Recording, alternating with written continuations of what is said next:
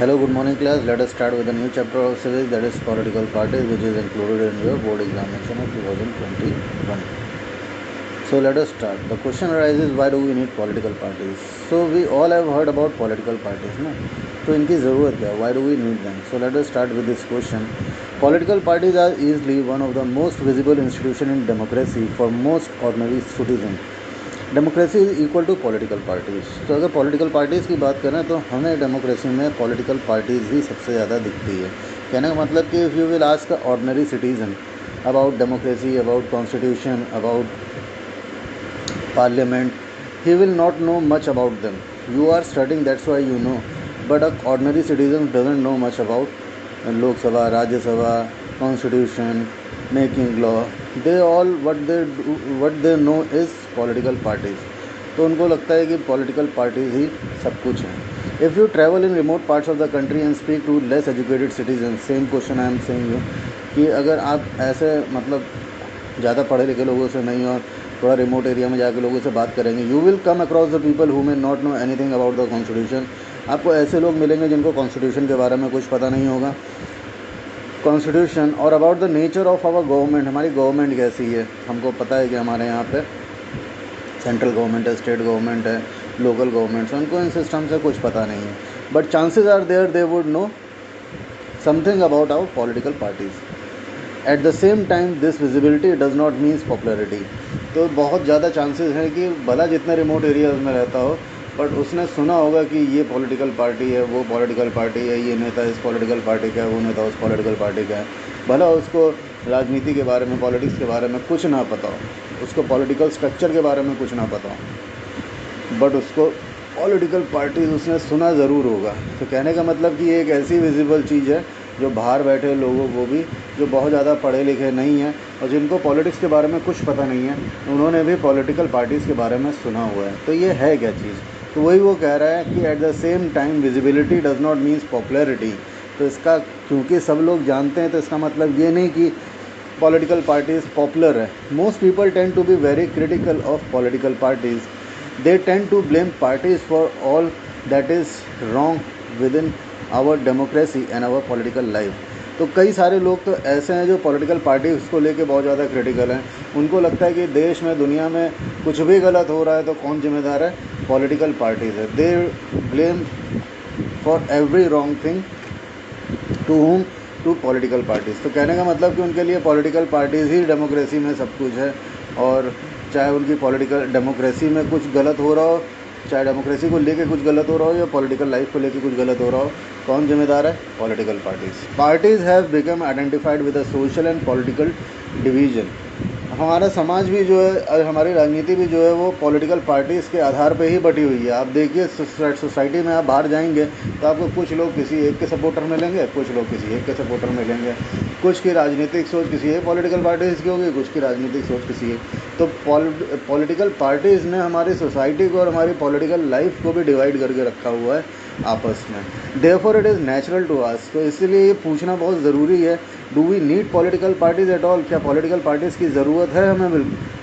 About 100 years ago, there were few countries of the world that had any political parties. Now there are few that do not have the political party. अगर 100 साल पहले की बात करें तो बहुत कम ऐसी कंट्रीज़ थी जहाँ पे पॉलिटिकल पार्टीज़ थी, और आज 100 साल के बाद बात करेंगे तो ऐसी बहुत कम कंट्रीज़ है जहाँ पे पॉलिटिकल पार्टी ना हो. Why did political parties become so omnipresent in democracies all over the world? Omnipresent मतलब जैसे जो चीज़ हर जगह प्रेजेंट है, जैसे हम कहते हैं गॉड इज़ omnipresent, जो हर जगह है. तो अब ऐसा क्या हो गया है कि ये जो पॉलिटिकल पार्टीज़ हैं ये पूरी दुनिया में हर डेमोक्रेटिक कंट्रीज़ में या हर डेमोक्रेसी के अंदर आपको पॉलिटिकल पार्टीज़ देखने को मिल जाएंगी. Let us start with what is political parties, what do they do and why do we need them. तो इसको स्टार्ट करते हैं. पहले तो हम ये जानते हैं पॉलिटिकल पार्टीज़ क्या होती हैं, फिर हम जानेंगे वो क्या काम करती हैं, और फिर एंड में हम लोग जानेंगे कि इनकी ज़रूरत क्या है. तो चलिए let us start with the meaning of political parties. So let us start with the meaning. A political party is a group of people who come together to contest election and hold power in the government. Everyone knows कि political parties चुनाव लड़ती हैं और फिर power में आती हैं, सरकार बनाती हैं. They agree on some policies and programs for the society with the view to promote the collective good. लोगों का सपोर्ट पाने के लिए वो सोसाइटी के फेवर में अपनी पॉलिसीज़ और प्रोग्राम्स को बनाती हैं। तभी आपने देखा होगा चुनाव से पहले वो लोगों से वादे करती हैं। कैसे वादे? उन्हीं के लिए, उनको सोसाइटी के लिए, उनकी सोसाइटी को बेटर करने के लिए। Since there can be different views on what is good for all,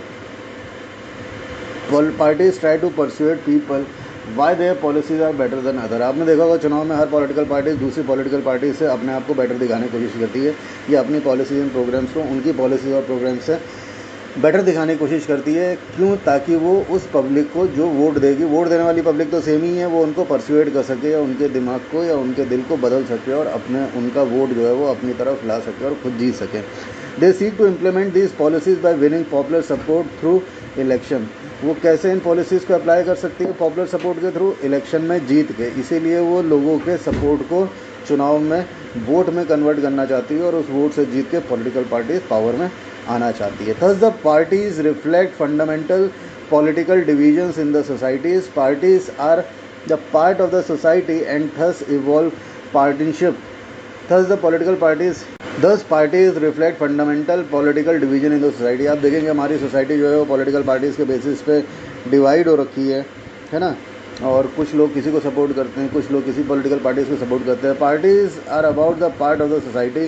parties जो है वो सोसाइटी का हिस्सा बन चुकी हैं। Thus evolve partnership. पार्टनरशिप मतलब उसने सोसाइटी को पार्टीशन करके रखा हुआ है, उसको बांट रखा है। अब ये पॉजिटिव है कि नेगेटिव है, हम धीरे धीरे इसको समझेंगे, है ना। हाँ, हर इंसान समझता है कि उसका बेटर क्या है, अब फिर वो ये फाइंड आउट करता है कि कौन उसके लिए ये बेटर सोसाइटी बना सकता है। अब उसको पता है कि ये जो भी काम होता है ये गवर्नमेंट के थ्रू ही हो सकता है, और गवर्नमेंट पॉलिटिकल पार्टीज़ बनाती हैं, तो इसीलिए वो पॉलिटिकल पार्टीज़ की आइडियोलॉजी से अपनी आइडियोलॉजी को मैच करने की कोशिश करता है। Thus the party is known by which part it stands for. Her political parties की अपनी आइडियोलॉजी होती है और उसी से ही उसकी पहचान होती है, विचारधारा से। Which policies is support and whose interest is opposed. वो किसकी पॉलिसीज़ को सपोर्ट करेंगे और कौन से उनके इंटरेस्ट को अपहोल्ड करेगा। कहने का मतलब कि इंसान, हर आदमी जानता है कि कौन सी पॉलिटिकल पार्टीज़ बेटर है और कौन सी पॉलिटिकल पार्टीज़ की पॉलिसीज़ उनके लिए बेटर है, जिनको उनको सपोर्ट करना चाहिए, और कौन सी पॉलिटिकल पार्टीज़ उनके इंटरेस्ट को होल्ड करेगी, उनके फ़ायदे का काम करेगी। पॉलिटिकल पार्टी है 3 कंपोनेंट्स। किसी भी पॉलिटिकल पार्टीज़ के 3 कंपोनेंट्स मेन होते हैं, एक लीडर, एक एक्टिव मेंबर्स और एक फॉलोअर्स। देखिए, लीडर्स वो होते हैं जिनको आप देखते हैं टीवी पे, आप देखते होंगे पॉलिटिकल पार्टीज़ का, ये लीडर्स होते हैं।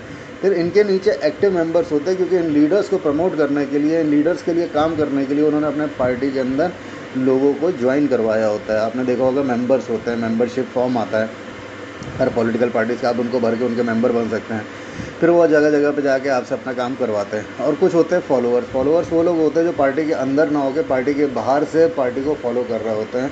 वो पार्टी के लिए कोई काम नहीं करते, बट उनकी आइडियोलॉजी से वो अपना वाकिफ़ रखते हैं और they follow their ideology and political parties. तो जो पहला क्वेश्चन था, व्हाट इज़ पॉलिटिकल पार्टीज़, हमने कवर कर लिया। पॉलिटिकल पार्टीज़ क्या होती है और कौन कौन से उसके कंपोनेंट्स होते हैं। जो सेकंड क्वेश्चन था वो क्या करती है, व्हाट डू दे डू, और फिर हमको समझना था कि why do we need political parties. तो दूसरा क्वेश्चन था what do they do. So we will study here the function of political parties. सारे तो नहीं खत्म कर पाएंगे इस लेक्चर में, देखते हैं कितने खत्म करते हैं, बाकी जो बचेंगे वो हम अगले लेक्चर में कंप्लीट कर लेंगे। तो so let us start with the functions of political parties. What do political parties do? Basically political parties fill political offices and exercise political parties. सबको पता है पॉलिटिकल पार्टीज चुनाव लड़ती है, जीत के आती हैं, पावर में आती हैं और सरकार बनाती हैं और सरकारी ऑफिसेस को भरती है। Parties do so by performing a series of function. Parties के कई सारे फंक्शन है। You will see that in every point a word is highlighted and is dark. वही उसका पॉइंट है, आपको हर पॉइंट में, हर इंडिविजुअल पॉइंट में ये ब्लैक से जो डार्क कर रखा है ये इसको मेंशन करना पड़ेगा।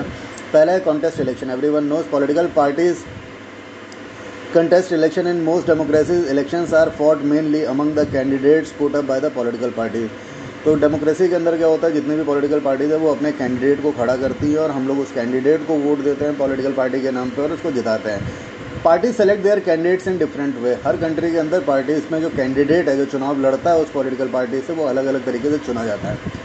इन some countries such as USA, members and supporters of the parties choose their candidate. USA के अंदर अगर बात करेंगे तो जो मेंबर्स और सपोर्टर्स होते हैं पॉलिटिकल पार्टीज़ के, कहने का मतलब बाहर से जो सपोर्टर्स हैं और पार्टी के अंदर जो मेंबर्स हैं वो अपने कैंडिडेट को चुनते हैं कि किसको चुनाव लड़ना चाहिए। Now more and more countries are following this method. ये मेथड कई ज़्यादा से ज़्यादा कंट्री में अच्छा क्यों है? क्योंकि इसमें पब्लिक भी चुनती है कि उनका लीडर कौन होना चाहिए। जबकि जैसे इंडिया जैसी कंट्री की बात करें तो इसमें पब्लिक नहीं चुनती है, the political parties leader choose candidate for contesting election. यहाँ पे पार्टीज़ के जो लीडर होते हैं वही आपस में चुनते हैं कि किसको कहाँ से चुनाव लड़ना है, जो कि गलत है। हम लोग को वोट देना है तो हमको चुनना चाहिए कि हमारा लीडर कैसा होना चाहिए, बट हमको लीडर दिया जाता है कि ये आपका लीडर है और आपको इसको वोट देना है। तो the style of USA is better than India in that term. First is contesting election and second is policies and programs. Parties put forward different policies and programs and the voters choose from them. अगर मान लीजिए आपके पास 10 political parties हैं जिसमें आपको 10 candidate को vote देना है, तो आप किस आधार पे किस कैंडिडेट को वोट देंगे? शक्ल के आधार पे, हाइट के आधार पे, बोलने के आधार पे नहीं। हम पार्टीज़ की आइडियोलॉजी के आधार पे, उनकी पॉलिसीज़ एंड प्रोग्राम्स के आधार पे वोट देते हैं ताकि हमारे लिए फिर वो काम करें। इसीलिए पॉलिटिकल पार्टीज चुनाव लड़ने से पहले जगह जगह जाके अपने भाषणों में आपसे वादे करती हैं, है ना। तो वो वादे क्या होते हैं? वो पॉलिसीज़ एंड प्रोग्राम्स होते हैं which they promise you to deliver after they win election, and unfortunately no political parties do that in at least our country, and the voters choose from them. हम लोग इस सही आधार पर चुनते हैं कि उनके क्या पॉलिसीज़ एंड प्रोग्राम्स हैं। Each of us may have different opinion and views on what political parties are suitable for society. देखिए, हर इंसान की अपनी अलग डिमांड है सोसाइटी से। किसी को नौकरी चाहिए तो किसी को बिजनेस करना है, किसी को कुछ चाहिए, किसी को एजुकेशन इशू है, किसी के लिए हेल्थ इशू है। तो हम लोग अलग अलग आधार पे वोट देते हैं। हम देखते हैं कि कौन सी पॉलिटिकल पार्टीज हमारे उस आधार को पूरा कर सकती है या हमारी उस डिमांड को पूरा कर सकती है। But no government can handle such a large variety of views. ऐसी कोई गवर्नमेंट नहीं है, ऐसी कोई पॉलिटिकल पार्टीज़ नहीं है जो उस कंट्री में रहने वाले हर इंसान के व्यू को या हर इंसान की डिमांड को पूरा कर सके या हैंडल कर सके। In a democracy a large number of similar opinion have to be group together to provide the direction in which policies can be formulated by the governments. भाई, इंडिया जैसी कंट्री जिसमें 135 करोड़ पॉपुलेशन है, जिसमें से अगर मान लेते हैं 60 करोड़ भी वोटर है या 80 करोड़ भी वोटर है, तो इतना वोटर के हर एक की डिमांड अलग होगी सरकार से। हर कोई गवर्नमेंट को अपने पर्पस के लिए चुनना चाहता होगा और करोड़ों डिमांड होंगी। तो क्या करोड़ों डिमांड को पूरा किया जा सकता है? नहीं। इसीलिए पॉलिटिकल पार्टीज जो डिमांड सेम होती हैं उनको ग्रुप कर लेती हैं और उन्हीं को अपना ऑब्जेक्टिव बना के चुनाव लड़ती हैं, है ना। तो the similar opinion have to be group together to provide a direction in which the policies can be formulated by the government. अब एजुकेशन के लिए किसी की फ़ीस डिमांड हो सकती है, किसी की कुछ डिमांड हो सकती है, किसी की बुक्स डिमांड हो सकती है, किसी के लिए हायर एजुकेशन डिमांड हो सकती है, किसी के लिए लोअर एजुकेशन डिमांड हो सकती है, किसी के लिए कुछ डिमांड। एजुकेशन को लेके हज़ारों लोगों की, लाखों लोगों की अलग अलग डिमांड हो सकती है। तो गवर्नमेंट क्या करती है? ऐसी डिमांड्स को ग्रुप कर लेती है और उन्हीं को अपने पॉलिसीज़ बना लेती है और उसी को लेकर पॉलिसीज़ को फॉर्मुलेट करती है जीतने के बाद। This is what the political party do. A political party reduces the vast magnitude of opinion into a fewer basic position. तो पॉलिटिकल पार्टीज़ का यही काम है, इतने सारे लोगों की सोच को ग्रुप करके उनको कम कर लेना और उनको छोटे लेवल पे ला के उसको पूरा करना, क्योंकि इतनी सारी डिमांड्स को पूरा नहीं किया जा सकता। तो ये लाइन आपको समझ में आ गई। Party reduces a vast magnitude of opinion. Vast magnitude because the population is 135 crore. इतनी डिमांड्स को पूरा नहीं किया जा सकता, तो they convert them into the fewer basic positions which it support, जिनको वो सपोर्ट भी करती हो। अ गवर्नमेंट, कौन? Government. A government is expected to base its policies on the line taken by the ruling party. तो ये government अपनी policies किस लाइन पे बनाती है? रूलिंग पार्टी पे, जो जिन्होंने सरकार बना रखी है या जो गवर्नमेंट में बैठे हैं। भाई, इसीलिए तो वो रूलिंग पार्टी है। क्यों? क्योंकि उनको आपने जिताया है। अब जिताया है तो गवर्नमेंट में कई और भी पार्टीज हो सकती है, बट जो रूलिंग पार्टीज़ हैं उसी की ही बात ज़्यादातर वहाँ पे कंसिडर की जाती है, क्योंकि उसी को ही आपने ये जिम्मेदारी दी है कि वो आपके लिए रूल्स और रेगुलेशंस या पॉलिसीज़ और प्रोग्राम्स फॉर्मुलेट करें। चलिए, थैंक यू क्लास। आज इतना ही। नेक्स्ट लेक्चर में हम लोग पॉइंट 3 से स्टार्ट करेंगे और नेसेसिटी को ख़त्म कर लेंगे। Thank you class.